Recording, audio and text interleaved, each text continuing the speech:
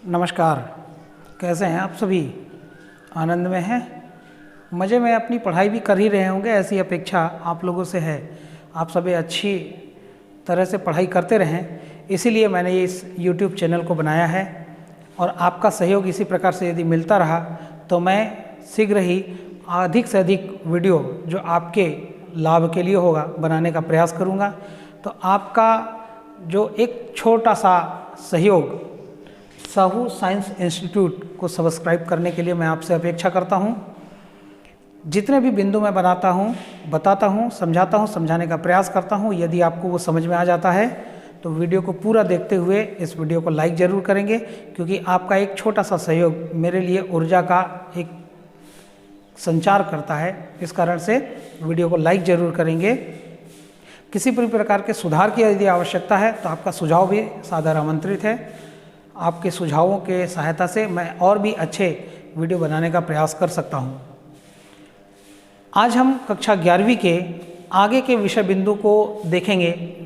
Errors in measurement, त्रुटियां, मापन में त्रुटियां क्या होती हैं, सिग्निफिकेंट फिगर्स क्या होते हैं और डायमेंशंस क्या होते हैं। ऐसे 2-3 बिंदुओं पर हमको विचार करना है।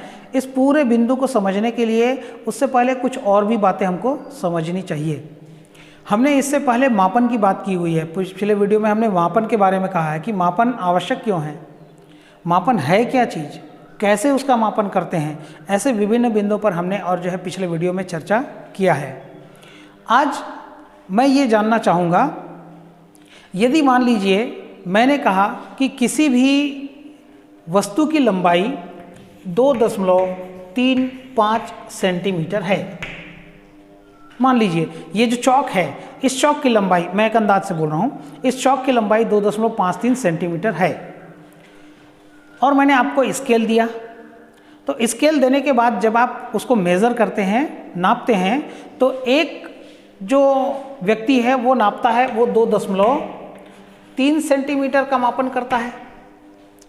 और एक जो व्यक्ति है उसको हो सकता है पढ़ना ना आता हो। अगर पढ़ना नहीं आता है तो उसने इसको 2.5 सेंटीमीटर का मापन कर दिया। अब हम ये जानना चाहेंगे कि वास्तव में ठीक है, दोनों गलत हैं, किंतु आपके सही माप के पास कौन खड़ा है? ठीक है, 2.3, क्योंकि इसमें बहुत ज़्यादा अंतर है, लगभग 1.5 सेंटीमीटर का क्या करना चाहिए, जो अंतर है वो बहुत अधिक हो जाएगा। 0.15 सेंटीमीटर का अंतर है और इसमें केवल 0.05 का अंतर है। तो कुल मिला के कहना मैं ये चाहता हूँ कि ये जो पहला वाला मापन है वो आपके यथार्थ मान, वास्तविक मान के अधिक पास है। ठीक है, तो जो सबसे पहला बिंदु है यथार्थता। सामान्य तौर पे हम यथार्थता और परिशुद्धता को समझने जाएंगे तो पुस्तक में पढ़ने से अपने को ऐसा लगता है कि दोनों एक ही चीज़ होगा, किंतु है अलग अलग बातें।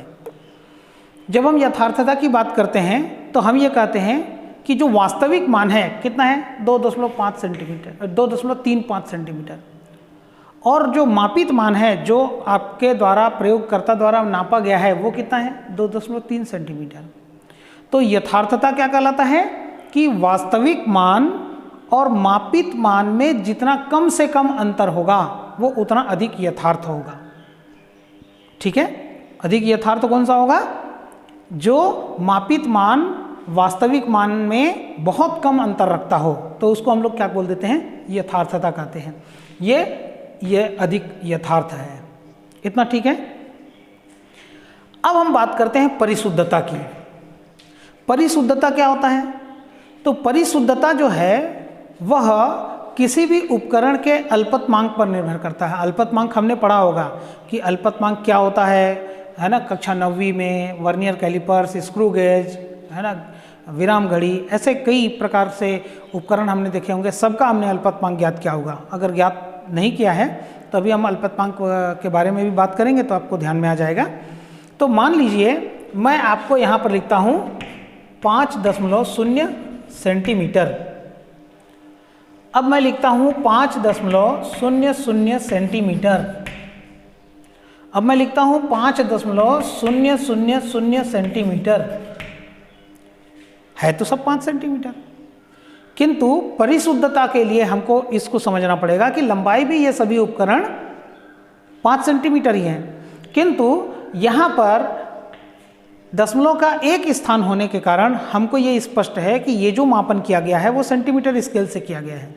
सेंटीमीटर स्केल की सहायता से हम दशमलव के एक स्थान तक शुद्ध मान प्राप्त कर सकते हैं, क्योंकि इसका अल्पतमांक 0.1 सेंटीमीटर होता है। अगर दशमलव के 2 स्थान तक कोई मान ज्ञात किया गया हो तो हम ये बोल सकते हैं कि ये वर्नियर कैलिपर्स की सहायता से किया गया होगा, क्योंकि वर्नियर कैलिपर्स का अल्पतमांक 0.01 सेंटीमीटर होता है।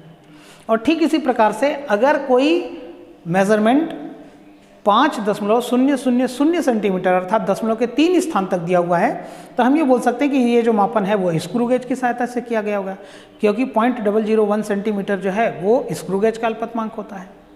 तो कहने का मतलब ये है कि परिशुद्धता यह बतलाता है कि उसको कितना डिटेल में ज्ञात किया गया है, अर्थात दशमलव के कितने अधिक से अधिक स्थान तक ज्ञात किया गया है। तो यथार्थता क्या हो गया, वास्तविक मान के कितने निकट है, आपके द्वारा मापा गया मान वास्तविक मान के कितने निकट है।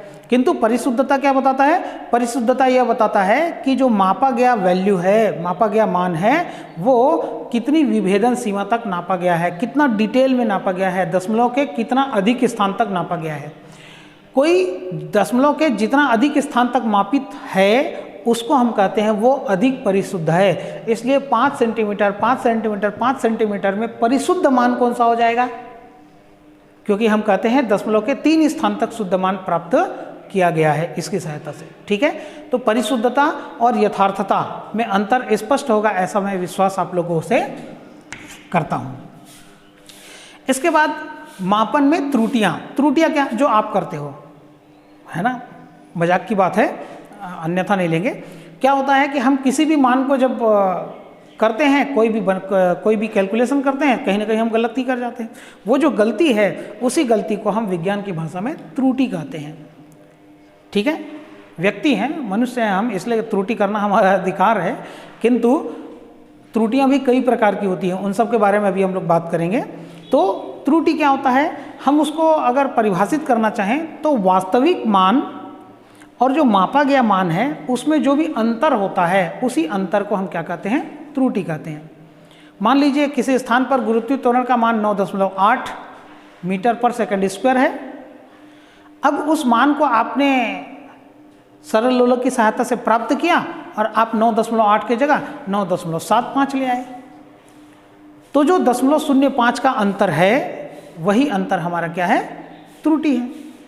तो वास्तव में क्या मान है, वास्तव में कौन सा मान है, 9.8, आपने प्राप्त किया कितना, 9.75। तो वो जो अंतर है उसके बीच का, उसी अंतर को हम क्या कहते हैं, त्रुटि कहते हैं। ठीक है, अब त्रुटियां जो है वो कई प्रकार की होती हैं। इन त्रुटियों में बहुत सारी जो त्रुटियां होती हैं उनको हमने 3 भागों में बांटा हुआ है, जिसमें सबसे पहला जो भाग है वो है क्रमबद्ध त्रुटि।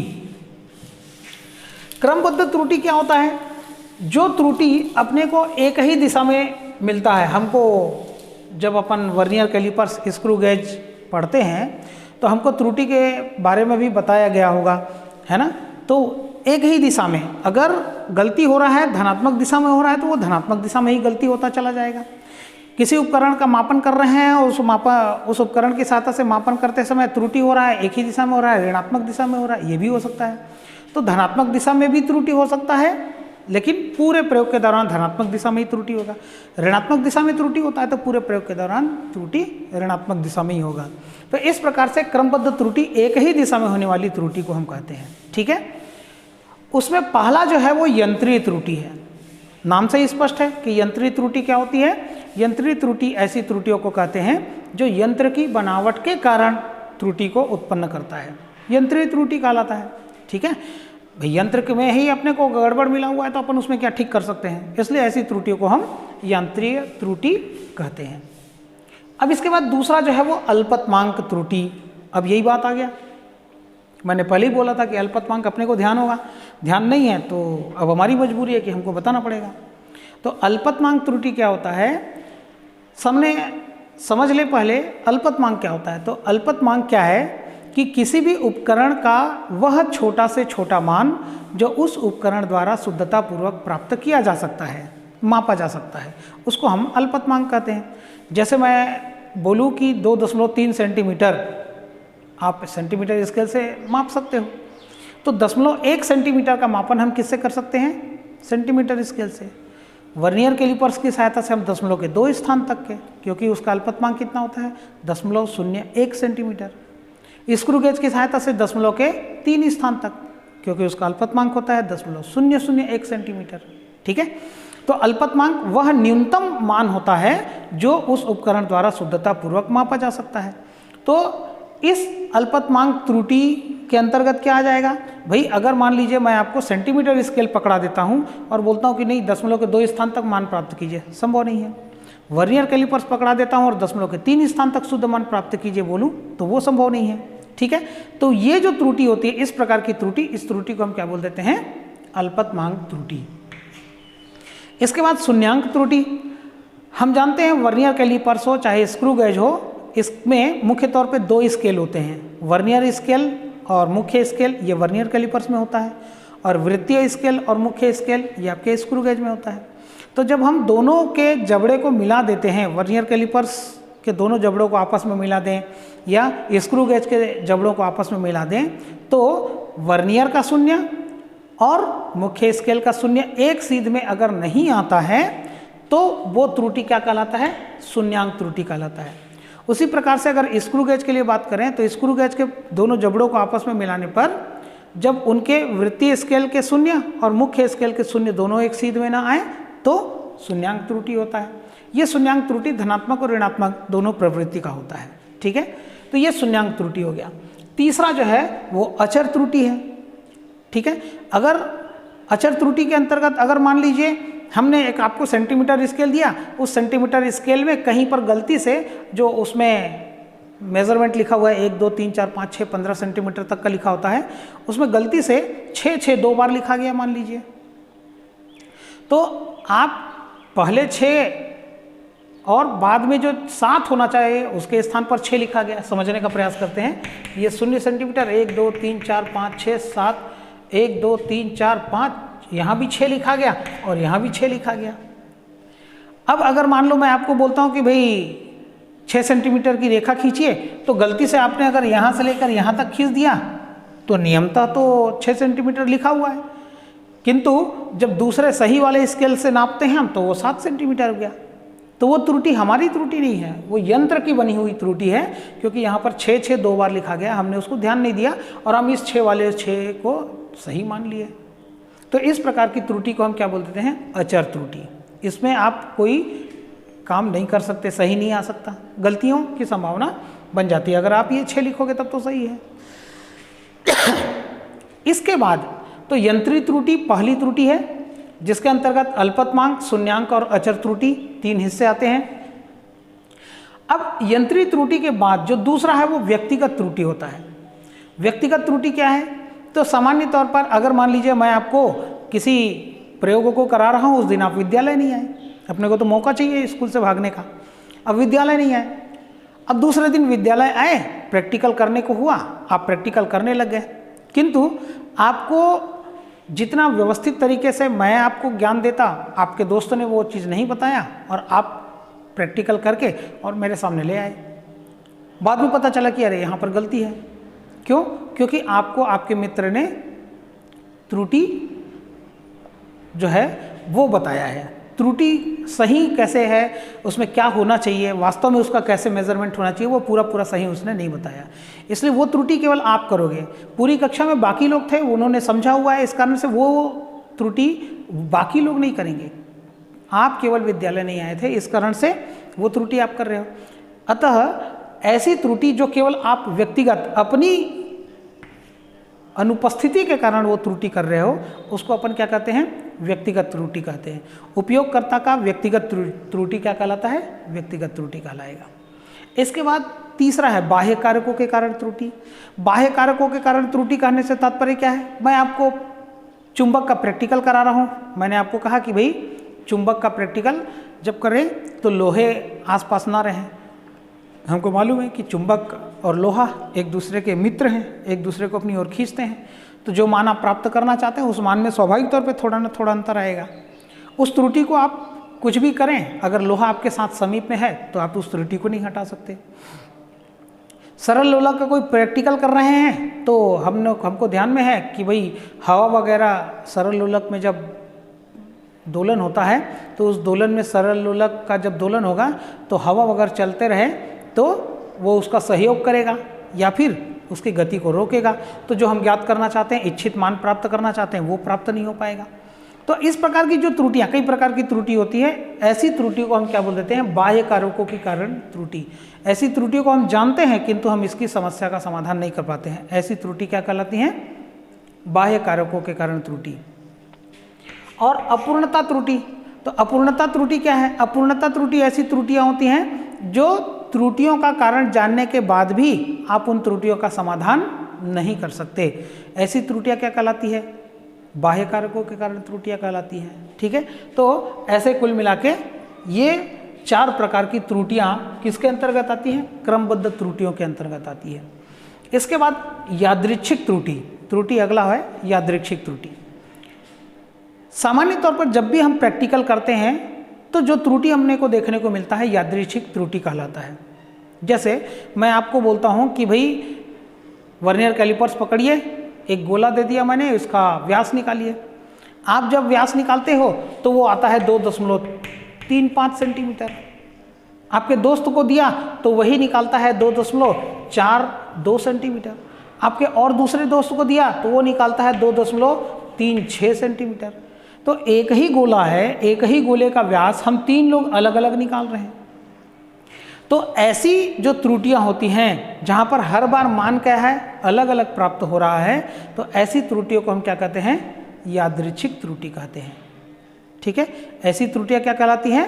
यादृच्छिक त्रुटियां कहलाती हैं। हम बार बार प्रैक्टिकल करने के बाद उसका औसत क्यों निकालते हैं? उसका औसत इसी यादृच्छिक त्रुटि को हल करने के लिए निकालते हैं। ठीक है, तो कुल मिला के ये यादृच्छिक त्रुटि को यदि अपने को हल करना हो तो हम क्या करते हैं? इन सभी प्रेक्षणों का योग करते हैं और योग करने के बाद हम क्या करते हैं? इसका औसत निकाल लेते हैं, तो ये त्रुटि का समाधान हो जाता है। अंतिम में है स्थूल त्रुटि। स्थूल त्रुटि क्या होता है? जो उपयोग करता है उसकी लापरवाही के कारण जो त्रुटि होता है। हमको प्रैक्टिकल करना है, प्रयोग करना है, तो अब एक स्थान पर हमने चुंबक को एडजस्ट किया, पूर्व पश्चिम उत्तर दक्षिण व्यवस्थित किया और उसके बाद हमने वहाँ पर प्रैक्टिकल कर रहे हैं। आधा प्रैक्टिकल हुआ, चुंबकीय बल रेखा खींच रहे थे, आधा प्रैक्टिकल हुआ। दूसरे दोस्त ने बुलाया, अरे चलो मित्रता करना है, इस कारण से वो अपना हम ड्राइंग बोर्ड उठा के पूरा जो सामान है वो सामान उठा के हम चले जाते हैं उसके पास प्रैक्टिकल करते हैं और गप मारते हुए और जो है वो प्रैक्टिकल करने का प्रयास करते हैं। तो ये हमारी असावधानी है, क्योंकि एक बार जब हम चुंबक को कहीं पर एडजस्ट कर दिए हैं, सेट किए हुए हैं, तो उस स्थान के लिए वो सेटिंग है। आप लोग जब बड़े बड़े कक्षाओं में और जब प्रैक्टिकल वगैरह देखेंगे तो आपको ये ध्यान में आएगा कि पूरा प्रैक्टिकल आपको एक ही स्थान पर करना है। तो अक्षीय स्थिति, निरक्षीय स्थिति में जब हम लोग चुंबक वगैरह का प्रैक्टिकल करते हैं तो पूरा प्रैक्टिकल जितना रीडिंग लेना वो रीडिंग आपको उसी स्थान पर लेना है, उतने ही समय में लेना है। अगर आप उसको ड्राइंग बोर्ड को, जो आपका बोर्ड है, उस बोर्ड को उठा के दूसरे स्थान पर ले गए तो समझ लीजिए पूरा प्रैक्टिकल सत्यानाश। तो कुल मिला के हम असावधानी के कारण, उपयोगकर्ता की असावधानी के कारण होने वाली जो त्रुटि है, ऐसी त्रुटि को हम क्या कहते हैं? स्थूल त्रुटि कहते हैं। तो ऐसे कुल मिला के 4-5 प्रमुख बिंदु है जो त्रुटि से संबंधित है, जो अपने को ध्यान में रहना चाहिए, इसलिए मैंने आपको बताने का प्रयास किया है।